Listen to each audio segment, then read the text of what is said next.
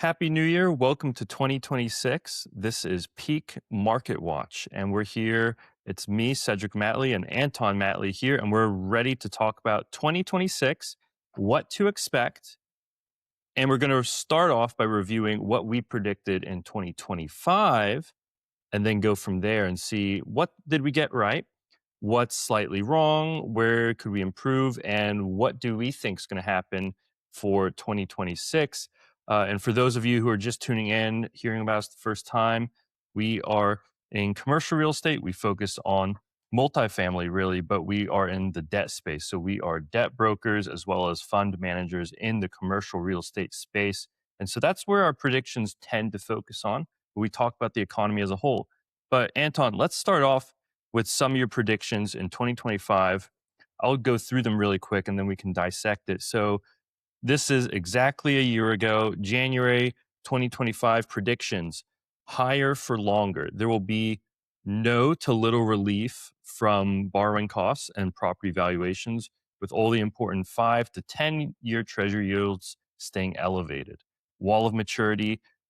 For those of you who are new to this, there's a conversation about wall of maturities, loans, specifically CLOs and other commercial real estate debt maturing and being underwater. That was a conversation for when would that happen? Is it happening in 2025 or is it happening later? Is it never happening? Multifamily in distress, similar concept. And then end of widespread loan modifications in 2025. Traveling HFCs, we're going to have a throwback conversation there. And then fraud. There was a lot of conversation about fraud. We're going to see, did any of that stick? Was there fraud in 2025? And let's start off, Anton Matley, with higher for longer. Because I know some people are going to push back on you in this. They're going to say, see, Anton was wrong when we're looking at this about the borrowing costs and the treasury yields coming down. What is your response on this when it comes to people saying, oh, treasury yields are going to go under 4%? It's going to be cheap money, and the Fed is still, some people believe, going to cut rates here in 2026. They did at the very end of 2025. Yeah. So when I talked about higher for longer, I really talked about the longer end of the yield curve, the treasury yield curve, and not the Fed rate. Obviously, we all knew that the Fed would cut their Fed rate. But particularly in the private markets and syndication space, a lot of the syndicators said, well, now the Fed is cutting the rates, which means also much lower treasury yields, including the all-important 10-year treasury yield. That is for commercial real estate really the most important one. And the 10-year treasury yield, when we look at the average in 24 compared to 25, has moved maybe by 10 basis points. In average in 24, it was around 4.35. In 25, in average, it was around 4.25. Obviously, you always have peaks and valleys throughout the year, but that's really not a significant difference. Where one could argue that that might be a little bit off is on the 5-year. The closer you get to the Fed rate, the shorter end of the curve, the impact certainly has been a little bit stronger. And but overall, we are still hovering around that 4% mark for all of those, right? For the 5-year, we are just around the 4% mark. For the 10-year, we are now again at around 4.25. 4.2, 4.25. So not much movements there at all, despite the Fed rate obviously having been lower quite a bit. And the credit spreads and the overall all-in interest rates have softened a little bit over the last year. We have seen that come down. Say maybe rates were in the 6s, let's call it. Now they're in the 5s to low 5s. At some points, they were dipping into the high 4s, but averaging in the mid to low 5s for conventional agency fixed rate. But let's talk about, so that rolls into this conversation of wall of maturities, multifamily in distress. What happened there? Because a lot of that was hinging on, are interest rates going to come down to save the day? That's what people were hoping for with this Fed cuts, multiple Fed cuts, and the potential next Fed cut here in 2026. People are hoping, okay, this is the soft landing. What are you saying to that? How do you feel it happened? What are your predictions? Yeah, so only the wall of maturity is still here. It still has been pushed out. I believe that there will be more action on the lender side to no longer modify. Many lenders still were willing to modify. And there you only could say that it was probably a little Mhm. bit too optimistic that there was would be more velocity in the market, so Mhm. more of these distressed deals would come to the market. Some of them have come, but not nearly as many as was what I thought we would see in 25, and many other participants also thought. For Right. sure. So you could almost say, and that ties into the next prediction you had here with end of widespread loan modifications. We're almost extending the window of your prediction into 2026, where it just hasn't happened yet because we are still seeing those loan Yeah. modifications. It hasn't slowed down. And then on top of that, the multifamily distress didn't really have a soft landing. So it's neither soft landing or distress collapse, meltdown. We're still in that limbo where things are unraveling slowly. And how do you feel that's going to unravel or happen? Are we going to get that soft landing in 2026, or are we looking at a multifamily Armageddon, or is it going to be something in between? Yeah. So when it comes to the Class A and maybe B plus space, I do not really see that we have that Armageddon, because you have a lot of institutional players that are playing in that space, and they have the liquidity to push these deals through to a large extent.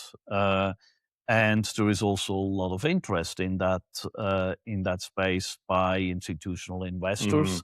So these assets are trading at very aggressive cap rates. So it's really two different worlds out there. You have the Class A and B plus space, 90s, usually 2000 and plus vintage properties that are, in my view, in a relatively solid position. So obviously, you have some of the properties that just are still through the lease up, through new construction, they are struggling. But again, you have a lot of institutional developers and buyers that are there that are able to rescue these deals. And then the other world is the C class space, specifically those in the 60s and 70s vintages. A lot of them also in the 80s that are truly struggling. And Hmm. I see more and more that that is really where the problem is going to unfold in 26. Again, I thought that that would already happen in 25. Hmm. It has happened in some pockets, but not nearly as much as what I thought. Right. So I guess what could be said is, as with all things real estate, the market moves slower than people anticipate. I think we could really make that judgment when we look at, say, the growth expectations back in 2020 through 2022, and then when people realized that the market was shifting on them in Mhm. 2023, people realized there was a problem and there was going to be some sort of reckoning with values. But it took a good 2 years, and now we're in 2026 for a lot of those properties to eventually hit market and take the losses. So we're really looking at 2 to 3 year cycles in order to see these expectations come to fruition. It's very slow moving, right? Or even more, right? Even So when more, we right? look at the great financial crisis, right, from 2000, late 2007, Hmm. all the way to 2011, 12, when we actually hit the bottom. Right, Depending on the market, some markets recovered faster, other it took 5 years to actually hit bottom, right. right? That's a good point. And Yeah. everyone is talking about single family, that they dropped. Multifamily properties, the value dropped significantly too during that time. And it took, in some cases, 5 years to really reach bottom. And those, many of us who have been active at that point, you will remember that the best times really to buy was in 2010, 11, and early 12. So that's Hmm. essentially 4 to 5 years after the great financial crisis For sure. started, Yeah. right? Yeah. So it just takes time, right? Takes time, yeah, for sure. and Yeah. and it's just one of those hindsight things, right? You could tell in hindsight. But GFC is a great example because it didn't bottom out until, up to 5 years later. And also it did impact multifamily. That's a common misconception. Good that you clarified that. Let's talk about some of the other predictions you had. Um, some things we talked about were with HFC. That was the if you don't recall for the viewers, Texas had traveling HFCs in the early part of 2025, which was in the legislature, and that was a big hot button issue. I'll probably link something here that talks about it more, just if you want to refresh. But essentially, like a normal HFC structure, but you had counties in, say, Pecos and other parts of Texas being able to approve HFC structures in other counties, say in Tarrant or Harris County, where they were able to override the local jurisdiction and give tax abatements without the local jurisdiction approving. And obviously, that ruffled a lot of feathers, and a number of deals were able to significantly reduce their tax liability and defer that through the HFC structure. But what happened? So your prediction was Texas legislature will shut down the loophole, removing the financing lifeline for many deals with bridge loans, and this is in January. And then what happened a few months later? Would you Yes. say? So the prediction came true. It came truer than what I ever thought it would be, right? Mhm. So my prediction was that they will shut it down for any deal that doesn't have a traveling HFC Mhm. structure already in place. However, with House Bill 21, where that went well beyond of any other bills that were also covering the same topic, that were, in my view, much more reasonable, that would have shut down traveling HFC structures going forward. HB 21 actually went much farther, and it makes it retroactive applicable to any deal that was done over since forever, right? Mhm. And as many of you know, there was a lot of rumblings already in the market that the legislature would shut it down in one form or For another. sure. So everyone was rushing in over the last 12 months, meaning in 24 and early 25, to get these traveling HFC deals done. Absolutely. And the expectation was, well, that's under the existing law, and that should still stand, while we understand that future deals, new deals, would no longer qualify. And that was what I thought would happen. HB 21 went a step further and said, oh, we don't care.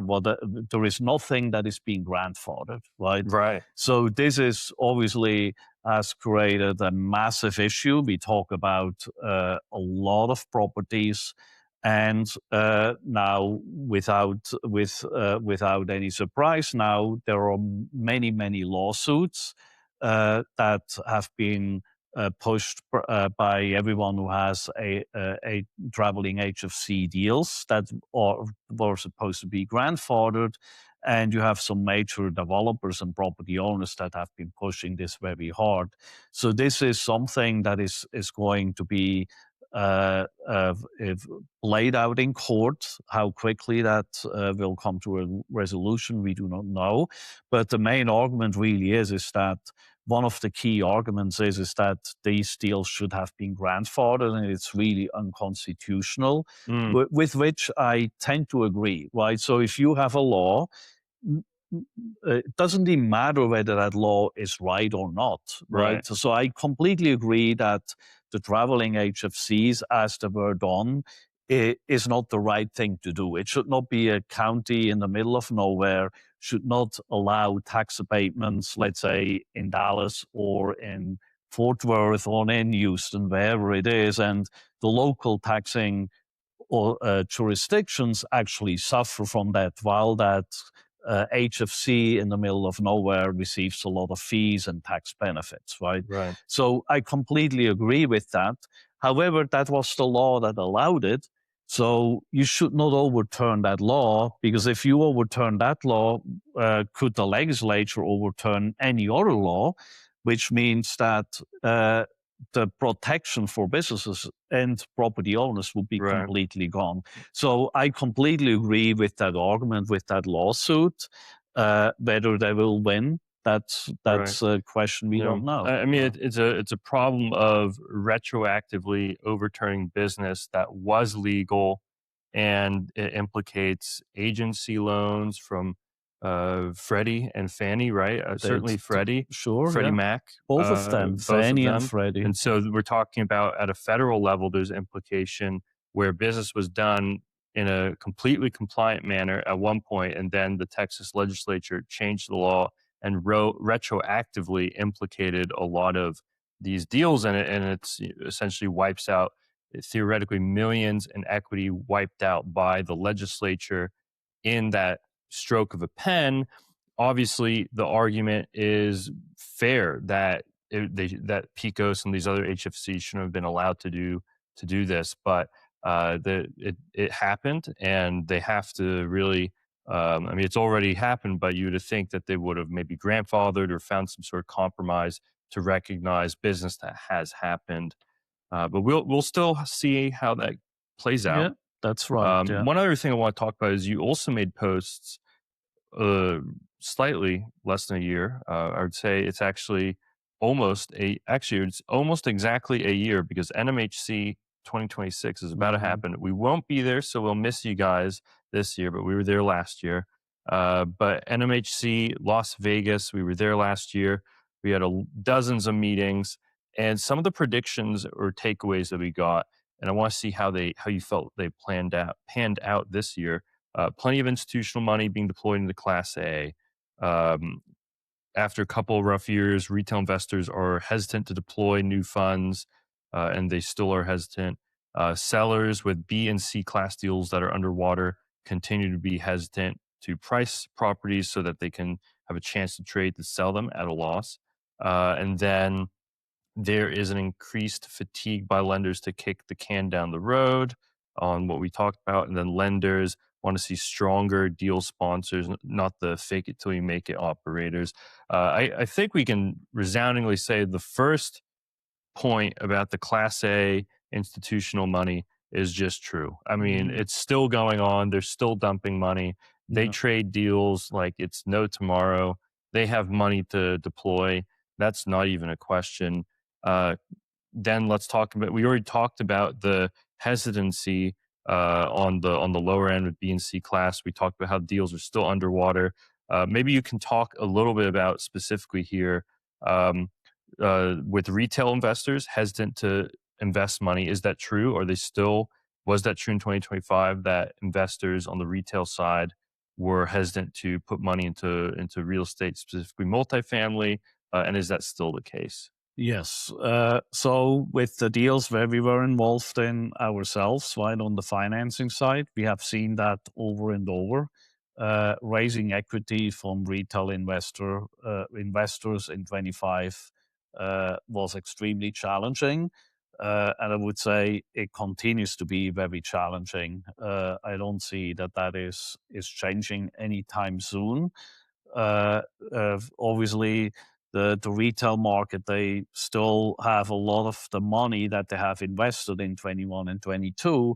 That money is locked up. Mm-hmm. It's even if it's not a loss, it's these property have not been sold, which means that there was no liquidation event Mm-hmm. for these investors.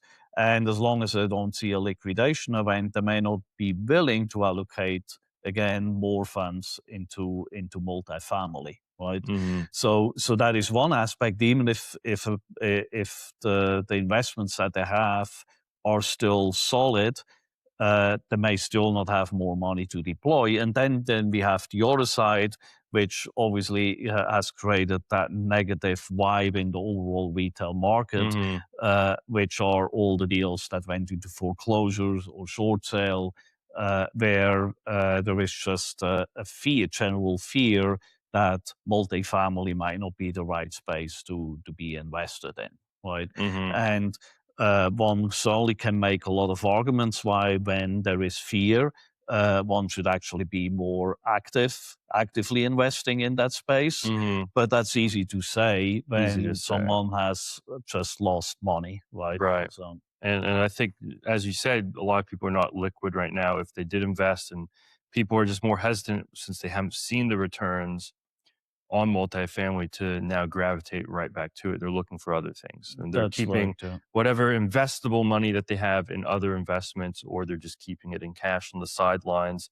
The other thing that we can talk about here is, we really hit all the other uh, pain points. We could talk about really two things here. One, significant cash injections with deal sponsors. Have we seen a demand by lenders to inject more cash? I think we have, right? Yes. And certainly that's why we've also seen the rise of pref equity funds, right? Which tend to feed into deals. Sometimes pref equity feeding into people's own deals. A little bit of self dealing there, but we've seen that, right? Yes. So, uh, right when we talked about, it's an end of the modification game, Hmm. right? Clearly, lenders were not willing to do just a plain modification without seeing additional equity being injected, meaning very often they expected that the loan balance was being brought down or that there was just additional equity injection by the deal sponsors. They didn't have it through regular capital calls because their investors were not willing to do it. So it's only 2025 was only the rise of private equity funds by deal sponsors that were specifically established as private equity funds to support their own deals. And there are some very large syndicators out there that have done that throughout the whole portfolio. And I would say that is one of the reasons why that modification situation I Hmm. thought would come to an end last year has been pushed out yet for another year. Hmm. Who knows, maybe a little bit For longer. sure. But I think, again, I believe this year, and also based on what we have seen more and more, is that lenders now are forcing either foreclosure or they are forcing a short sale, right? Hmm. So a lot of the deals we don't see as foreclosures. They are just silently, Mm. quietly sold to a Yeah. new partner that the lender is comfortable with. It's still for the investors in these deals. It's Still still a wipe total out. loss. Yeah. They may get a hope note, which is Yeah. worth in most instances not much or nothing, but it's still uh, gets rid of that Yeah. deal from a lender Yeah. perspective. And I know Right? it's not headline news because you're not going to see it. It's not being announced anywhere, people ringing that bell, that it's happening. Occasionally you'll see people admit online, we had sold our deal for just about, a small equity loss, but we returned capital to investors. But we've seen a number of deals through our network and just conversations, people coming to us asking for help. We've been tracking a number of deals, especially with these syndicator types that have gone under, right? And we've seen a number of essentially foreclosures or short sales or something to that effect where all or virtually all of the equity is entirely wiped out. And in a number of cases we've seen recently, even the lender is taking a haircut, and it goes to the servicer or it goes to a receiver, right? Yeah. We've seen that Yes. regularly. So we certainly have seen many, particularly with obviously that's not the case with an agency loan like a Fannie and Hmm. Freddie, right? But with bridge lenders where they have much more flexibility, generally speaking, in how they want to modify these loans. We have seen a lot of them where they cut their original loan balance quite significantly, and add as we call it, a B note to it, which is essentially just a pref equity type of structure, Right. or even if it's not pref equity, it's still a second lien. That they hope that they will be able to recover some of uh, the the loss that they are taking on Yeah. on that loan. Uh, Very often it is no longer done. In the past, they did that with existing sponsors. Now, what we see more and more is that they say, no more. We had enough of that sponsor. We do not trust that sponsor. You need to bring in someone new, or the lender actually picks a Hmm. new sponsor that they are Right. comfortable with. That Right. makes sense. Yeah. Yeah. Yeah. I'd say That's all true, and we'll see how it rolls into next year. And I think a good way to talk about next year is I see one of the other prediction or comments you had from NMHC was, lenders are not taking this sort of fake it till you make it sponsor type, very rigorous on who is the sponsorship team, what's the experience. So with that, for the sponsors that are likely listening, we know we have a lot of sponsors listening. What recommendations, based on what you saw in 2025, what recommendations would you have to them in 2026 as they're putting together their deals? They're trying to get across the finish line. What should they be thinking about in terms of sponsorship team, and then also as they plan money, raising capital and all that? What are some thoughts? Yeah. So right in the past, it was like, okay, what's your net worth? What's your liquidity? Or do you have experience that where you can take off all the requirements Hmm. with the lenders, including Fannie and Freddie? You need to do a much more deeper dive into it, right? So net worth and liquidity, whatever it is, right? Liquidity is the easiest to identify.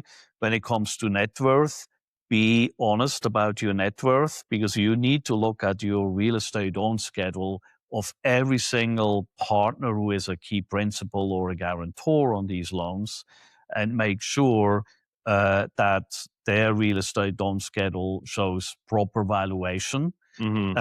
and also identify any issues that they have on there.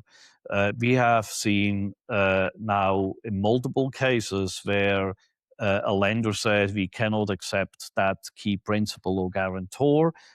You need to bring in someone else who is stronger than that individual, because that particular individual had one or two loans that were in Hmm. default, right? Right. Or have a debt service coverage ratio that is well below the 1.25 or whatever the minimum requirement is. And that raised enough of a red flag that the lender for a brand new deal said, we are not feeling comfortable with that guarantor.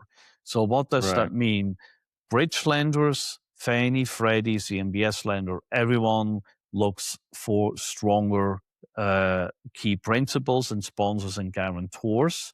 So when you put your team together, have an honest discussion with everyone. Where do they have the skeletons in the closet? Hmm. Meaning, in their real estate own Right. schedule, they really need to walk through and be honest where the problems are. Right. And I can tell you, you may not want to talk about it. The lenders will scrutinize every single item on that real estate own schedule. And Right. I'm talking every item. Right in the past, it was a quick review. Okay, it looks good. Now it's every single item Right. that needs to be explained. And if something is Yeah. off, then the lenders will ask for additional information. Now, this is particularly the case. I mentioned bridge lenders. We know of a case where a bridge lender demanded from a deal sponsor to bring in another key principal. Hmm. So it happens with bridge lenders, but where we see especially much tighter rules are also with Fannie and Freddie, Really. right? So smaller deals with Fannie and Freddie, C-class properties, especially 60s and 70s, C-class properties are scrutinized the most, and especially smaller deals. So, like Fannie has come up with additional restrictions when it comes to loans that are 10 million and less. Hmm. Uh, and it's all the focus is on we want better quality assets and we want better quality sponsors. Yeah. So the core message really is you need to spruce up your team Right. so that And you're able to yeah, and qualify. I think a lot of people are thinking about it, and they're bringing on people who they know have a track record, they know are experienced because they've done deals, but they need to be a bit more aware that in some ways, yes, it brings experience, but it also brings bad experience. It brings skeletons in the closet, and so what good is a sponsor having done 20 deals if half of those are foreclosed or in distress and in some form of watch list, something like that? It doesn't really help, from an experience and from a sponsor strength perspective with the lender. So Yeah. keep that in mind, and I mean, it can really turn a deal around. Yeah, But sure. let's. Now maybe another Uh-huh. element there, right? So I had recently a discussion with a deal sponsor who owns a property out of state of Texas, right? That property they own is in Florida. Hmm. That also has had some struggles, which Right. is fine, which is not necessarily a problem, particularly if they do a good job. But then they're also were active in some build to rent development here in Hmm. Texas, and they felt that they can then acquire a distressed asset, multifamily asset in that market where they have no prior experience with distressed asset in that particular market. And I told them, look, you need to bring in a local player who has experience in that market with distressed asset Right. in multifamily. Hmm. Naturally, they were all upset that I told them, look, you do not qualify because they feel, well, we have already done multifamily. Right. It doesn't matter Yeah. whether you have done multifamily across the country, Hmm. far away. The question is, do you have the boots on the ground that Yeah. you actually Right. can I, turn the I think property people are not around? getting quite, they started here in 24, certainly 25, and now again, they're not quite getting the fact that lenders are just not playing the games anymore, and they just have the ability to be very picky today. Yeah. And so you need to really work hard to convince them. And that's, some a way that we help as debt brokers, as among many other ways with diligence. But certainly in terms of creating that image of strength or creating that strength, just because a lender can completely turn you down, and you can lose a deal, as we're talking about Yeah. there. Yeah. But let's get into kind of wrapping this up. I do want to talk about some other fun things before we get into maybe multifamily predictions. What other sort of predictions do we have in terms of alternative investments? We like to talk about alternatives as well, not just multifamily. What we're seeing, maybe in terms of thoughts on the market, where we're going.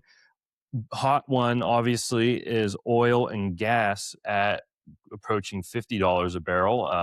And we know that a number of deals were underwritten at closer to $70 a barrel. And so certainly 60, maybe 70. So what do you think about that? I mean, I'm certainly thinking that it's probably going to be a bit of a kick in the teeth for anyone that invested in those. Obviously, the depreciation play is a reason why people got into that, and so they get their savings there. But that's not a dollar for dollar, free money. It's depreciation, right? So they still need to hit a certain return to make it worthwhile versus just paying taxes and investing it in, say, the S&P 500. So how do you feel about that or any other alternatives? Yeah. So I'm obviously a proponent of alternative investing. What I'm strongly against that is to invest with someone who has no experience in that particular field, Mm, right? So we are commercial real estate experts. mm, We are debt experts for real estate. And if we are investing and ask you to invest with us in commercial real estate, multifamily, and related debt, then we can honestly say we are experts in that field and please invest with us, right? If we now wake up one day and say, oh, multifamily is not great anymore, it has gone through some challenges, let's now go out and see whether we can create a fund for oil and gas, mm, then this is dishonest and it's really a disservice to the alternative investment space. mm, And this is really where my biggest problem is. And mm, as we all know, there are a lot of syndicators in multifamily yeah. and self-storage and other real estate. Mhm. They obviously realized, oh, this is now hard to raise money. Where do we find the next shiny object, Yeah, particularly tax advantage shiny object, and then go and raise money for oil and yeah, gas without having any oil and yeah, gas exactly. experience?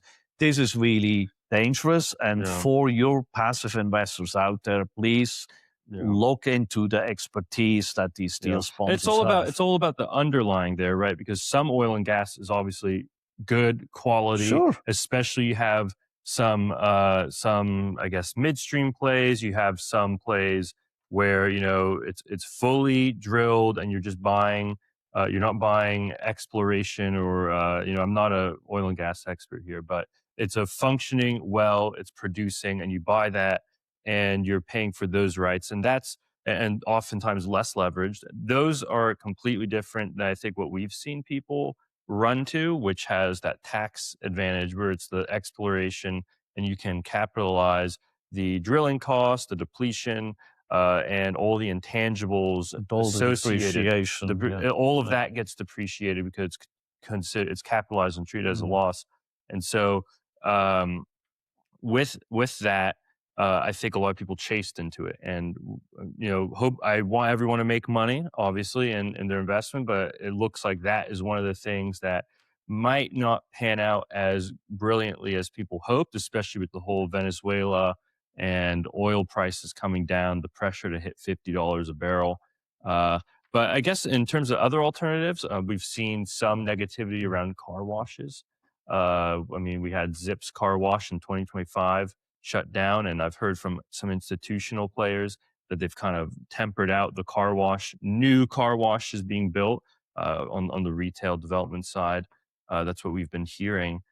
So I guess what do you feel about car washes or other alternatives? Do you think Yeah. there's problems or better ways? Yeah. So just on the oil and gas side, right? So we are not against oil and gas investing. All what Hmm. we say is only invest with experts, right? And whether it's oil and gas, whether it's car washes, whether it's self storage, whether it's multifamily, invest with people who Hmm. have a long experience and expertise in that Hmm. field, right? Hmm. So now, when it comes to car washes, again, I'm not an expert in car washes. All what I see is through where our activities out there, that there is certainly an oversaturation in a number of markets with car Hmm. washes. And what we also have seen is that a lot of syndicators that started out in multifamily decided, let's move over into car washes. Yeah. And we know of a number of syndicators that struggle tremendously with their Hmm. car wash portfolio, again, because they have no expertise there, right? Yeah, I think it's not to say that you can't get into something new, but I think a lot of people didn't really take the diligence, the time to really figure out, is this the right investment product, or is it just right now looking a lot more sexy than It's the next shiny multifamily? object. Yeah. And so I think hopefully people just kind of temper down those expectations. Yeah. But maybe let's talk about multifamily again, just because we like that, or other commercial real estate. What sort of outlook do you have for 2026? I know long conversation here, but let's talk about your multifamily outlook for 2026. What are some top line, broad predictions, and maybe what you would look for in terms of, say, markets or asset class? What would you target? Yeah. So it's very hard, I would say, for the middle market where we are mostly active in and smaller players.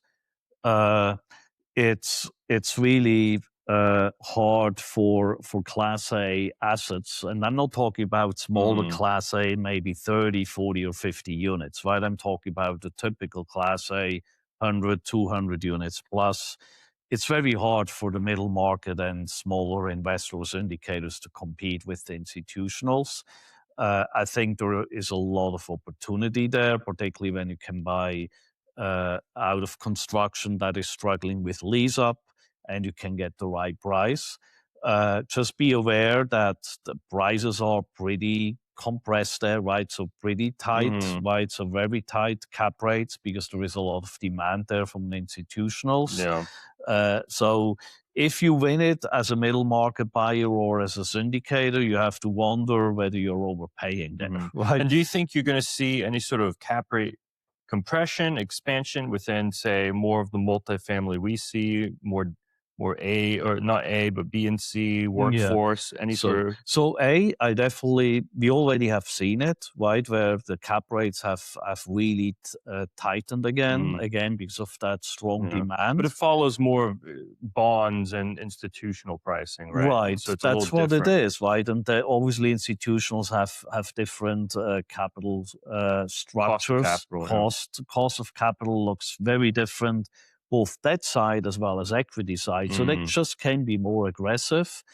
Uh, Now, when it comes to B and C, and especially C class, I do not believe that we will see any cap rate compression this year, right, in Mhm. 2026. I actually feel that it might be the opposite again because Mhm. we have that overhang. We still have a lot of distress in there, Right. and at the same time there is not really enough investor demand. So, How can you improve on that? You need to offer better returns compared to the Class A to investors, Mhm. which means that prices still have to come down, right? Mhm. And talking about predictions only for 26, I still feel that we will go through phase with concessions on the Class A side, which trickles down to B as well as to C. Yes, all the new development and deliveries, they are slowing down now quite a bit, right? Because virtually everything that was started in 21 and 22 now has already come onto the market or will come onto the market in 26. But there is still quite a bit of that comes online. And for everyone who lives in a market where there has been that massive build up of Class Mhm. A, we live in Frisco in Texas, right? We are probably in one of these typical Sunbelt places where Mhm. multifamily construction just exploded. We still have a Right. lot of that coming online. So in markets like this, Nashville is another market where I think we still see in 26 that pressure on Right. rents, still a lot of concessions. Yeah. Well, And I just read Wall Street Journal. I'll probably throw up the article here. I know we're getting long, but throw up the article.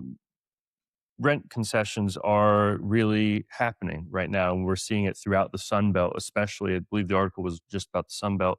Rent concessions are getting a little bit stronger, not dramatic, but it's consistently stronger rent concessions, especially in the Sun Belt, just because you have more supply. And I think we have long-term growth in absolutely. especially we're in Yeah. Dallas. Dallas is growing. AT&T is building a new headquarters here near us in Plano, near Legacy, and it's going to grow, but it takes years to happen. And the issue is the short-term supply is catching up, compressing things, which again, ideally in an efficient market creates a buying opportunity. Certainly within the next 2 to 3 years, it should bring things down or at least cool off enough that you then have a lot of runway for rent growth as wages increase, as population increases. Yes. And so I think And we're seeing that. And there is only one of the reasons I believe why institutionals are pretty aggressive when it comes to pricing for these assets Hmm. and bring the cap rates down because they obviously see with their projections that the supply dries up Hmm. later this year and then in 27 Hmm. with the hope that the rent growth Hmm. will come back. They see that long-term They growth. see that long-term growth, and I tend to agree with that, right? Hmm. Particularly in a market where you have strong job growth like Dallas Fort Hmm. Worth, right? Uh, And what? Yeah. on the C class side, obviously that these concessions on the A class have an impact on B, which then trickles down to Right. C, right? Now there is definitely, in my view, is a buying opportunity there Hmm. too. With that, with weakening rent growth or even Hmm. negative rent growth, or at least flat rent growth, but the challenge is on the C class Hmm. space that the buyer pool is just not strong enough Yeah. because they don't have the investors, The investors. which for those that actually can buy and have the investor base Mm. in place, I see 26 as one of the best Right. times to And buy. how do you see the impact of, say, I know we a little bit of talk about it with deportations, that obviously has a greater impact on B and C, certainly C, D, workforce housing. How do you see that impacting? It's already happened in terms of increased vacancy, but how do you see that to continue to affect or slow down maybe in an effect, since we already have a number of deportations, self-deports? How do you think that's going to impact housing on that workforce level? And what do you think is going to happen there? Yeah, I mean, it's very hard to judge how much of a ultimately the impact is. We certainly have seen it in certain pockets in markets Mhm. where you have a very high immigrant population, right? Mhm. And there is definitely an element where these deportation have had a negative impact in these communities from a vacancy perspective or occupancy perspective, and uh, it's really a question of how much more of that is going to take place. Honestly, I have no idea, right? How significant that is going to be. Uh, Mhm. for markets where there is a general job growth predicted, I frankly do not see that even with this deportation that will be a major issue for these properties in the long run. This Mhm. year, it's still a challenge. We all know that occupancy has come down in not just Class A, but also in workforce housing, specifically in some of these pockets. But job growth overall is still here, right? So now, what we also have to remember, we have not had a real recession. And when we look back to, again, the great financial crisis, and a lot of the immigrants then left because there were no jobs, because many of them worked in construction, that I'm more fearful of that if we have Mhm. a significant recession, that Right. it just cripples the workforce there, which Mhm. has a much bigger impact. Takes That is more of a Yeah. concern than Then the deportation. okay, yeah. So it just takes time then on that. So, but kind of, I guess let's round things off. Final words for 2026. Final words on predictions. I think we're going to see hopefully finally some movement. I don't think we're going to necessarily have a major market meltdown. I think we've been going through almost a silent recession, where people have had underemployment, not just unemployment, but underemployment, and we're going to keep seeing that sort of underemployment, silent recession, and then hopefully within 2027, things will start to boost and rebound, or 2028. But we're going to start seeing the continued effect of inflation and underemployment in 2026. But I don't know if we're going to see any sort of big market meltdown, because we've already been seeing a correction. I don't know. What do you Yeah. disagree? Do you think there'll So be a big no, correction?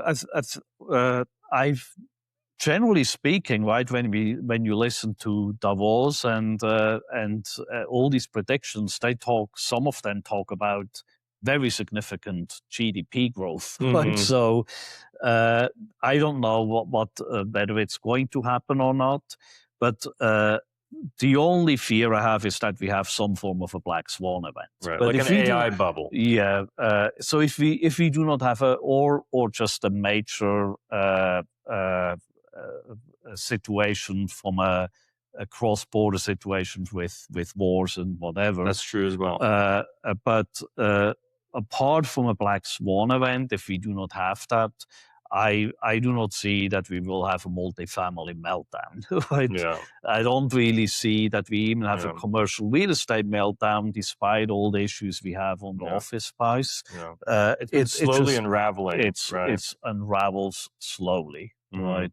So now we obviously still have the risk, right? So as we have seen with the Japanese bonds, the market is still very volatile, Mhm. and it can flip very quickly. Uh, but look, we cannot predict where the market is, right? Particularly the Exactly. stock market and the bond market. We just have to recognize that it can break at any given point. But if we are fearful of breaking, we are frozen. And the reality is we cannot stay frozen. We need Yeah. to do something. So the best advice in my view is just recognize that we are in a volatile market and Yeah. diversify sufficiently so that you can weather the storm Mhm. if it comes. Yeah. Well, we thank you guys for listening to our long discussion. If you've made it all the way to the end, we really appreciate it. Feel free to reach out to us and give us a call if you want to have a deeper conversation, pick our brain, ask us more about what we're seeing in the market because we get a lot of information and maybe we can help you out since you've made it this far to the end. But we really appreciate it and we hope you have a prosperous new year. We're all hoping for the best and certainly, hopefully, you get a deal done or you get into a very good investment because there's certainly some opportunities out there. All right. What else are they doing down there? I don't know, but we did go pretty long because it's almost 6. Oh, wow.